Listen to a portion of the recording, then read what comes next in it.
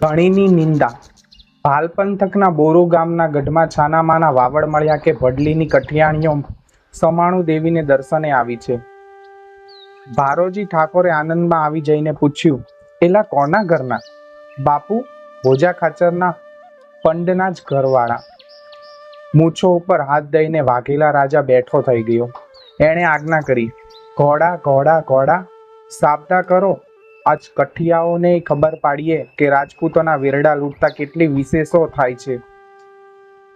ભોજ ખાચરના ઘરની આઈઓ તે મારી મા બહેનો છે. હું રાજપૂત છું, પણ મારે આજ તો આ ફાટેલ કાઠી ડાયરાને અનીતિના માર્ગ છંટાવી દેવા છે. હજી રાત ચડ્યો. સમાણીના થાનકમાં કઠિયાણીઓને ખબર પડ્યા કે વાઘેલા રાજા ઓજણા વાળવા આવે છે. કુંજળીઓની માફક કઠિયાણીઓએ ગળેલાટ બોલ્યા.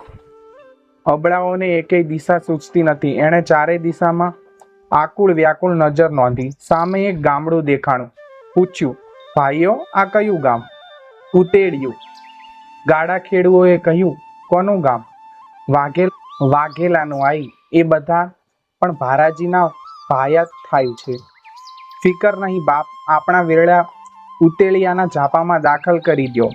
એક રાજપૂત હશે તો નક્કી આપણા રખેવાળા કરશે. કાળો કળેલાટ બોલી ગયો. વેરડા ઉતેલિયાના ગઢમાં જઈ ઊભા રહ્યા. દરબારને બધી હકીકતની જાણ થઈ. એને કહેવરાયું, આઈઓ, હવે જરાય ફડકો રાખશોમાં. ભારાજીનો ભાર નથી કે મારે શરણે આવેલને આંગળી લગાડે. ભારોજી ભાલું હિલોડતા આવી પહોંચ્યા. ઉતેલિયાના ધણીને ગઢને દરબાવ્યા. એમને કહ્યું, ભા રાજપૂતનો ધર્મ તમને શીખવાડવો હોય, અહીં ગઢમાં પગ મૂકીશ તો સામસામા લોહી છંટાશે. બાકી હા, ઉતેલિયાના સીમાડા વળોટે એટલે તારે ગમે તે કરજે. રાજપૂતની આંખ ઓળખી લીધી. ભારોજી પાછો ફરી ગયો.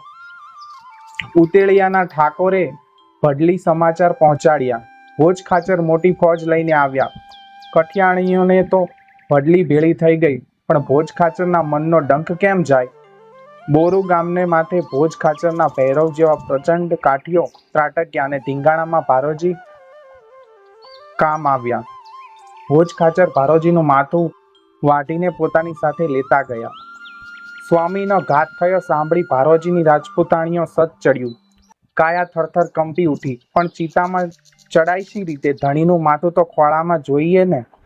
રાણીએ સાદ નાખ્યો, લાવો કોઈ મારા ધણીનું માથું લાવો, મારે એને છેટું પડે છે. ચારણ બોલ્યો, માથું તો ભોજ ખાચર ભેળું ગયું. અમે બધાય જઈએ ત્યાં મરીએ તોય માથું નહીં કાઢે. એ ભોજ છે, કાળમિંધ છે. એ બાપ, મારા નામની વિનવણી કરજે. ભોજનું હૈયું એ વિનવણીથી નહીં પીગળે. રાજપૂતાણીના તરફડાટ જોવામાં એ પાપિયાને મોજ પડશે. ચારણ, મારા વીર, તારી તુરાઈ શું આવે ટાણે જ ખૂટી ગઈ? માં એક જ ઉપાય છે, બહુ હીણો ઉપાય છે. મારું સૂડ નીકળે જાય એવું પાતક મારે કરવું પડશે. ખમજો, હું લઈને જ આવું છું. એમ કહીને ચારણ ચડ્યો. મોઢુકામાં આવીને આપા ભોજને એણે સમાચાર કહેવરાવ્યા કે એક ચારણ તમને બિદરાવવા આવ્યો છે. ડાયરામાં જઈને ખમ્મા ભોજલ, ખમ્મા કાઠી, ખમ્મા પ્રજરાણ એવા કંઈક ખમકાર દઈને આપા ભોજના વારણા લીધા. મધુર હલકથી એણે દુહા ઉપાડ્યા, હે વેળા ખાચરના કુંવર ભોજા, તારી તલવાર વડે તે ભારાજી નામના ભારના બંધ કાપી નાખ્યા અને યુદ્ધરૂપી ખેતરમાં એ ભારાના યશથી પૂળા તે વેરણ છેરણ કરી નાખ્યા. વાહ ગઢવા, રંગ ગઢવા, રૂડો દુહો કયો. એમ સહુ કાઠીઓ દુહાને વધાવવા લાગ્યા. ચારણે બીજો દુહો કહ્યો, હે ભોજારૂપી ખેડૂ, તલવારને કોદાળી રૂપે વાપરીને તે ભારાજીના વંશરૂપ સાથીઓને મૂળમાંથી જ ખોદી કાઢી. હવે તો તેના મૂળિયા પણ હાથ લાગવા મુશ્કેલ થઈ પડ્યા છે. એવું વીર્યશાળી કાર્ય તે કર્યું છે. ઓહો હો બા, ગઢવે તો લાખ રૂપિયાને દુહો કહ્યો. હા, શી એની કરામત. એવી તારીફ થઈ એટલે બાયો ચડાવી ચારણે આગળ ચલાવ્યો. હે વીર ભોજા ખાચર, વાઘેલાને તે માર્યો એટલું જ નહીં, પણ એના માથા તો તે મોઢુકા ગામના ઝાડની ડાળીએ લટકાવ્યા. એમ એક 2 ને 3 દુહા કહેવતા તો ભોજ ખાચરના પાસાબંધી કેઠિયાની કસો તૂટવા માંડી. એને મોજના તોરા છૂટવા લાગ્યા. ભોજા ખાચરને લાગ્યું કે જગતમાં મારા જેવો કોઈ જોતો નથી. પણ ચારણ તો જેમ જેમ દુહા કહેતો જાય છે તેમ તેમ એની પાપણો ભીંજાતી જાય છે. એના કાળજામાં ઘા પડે છે.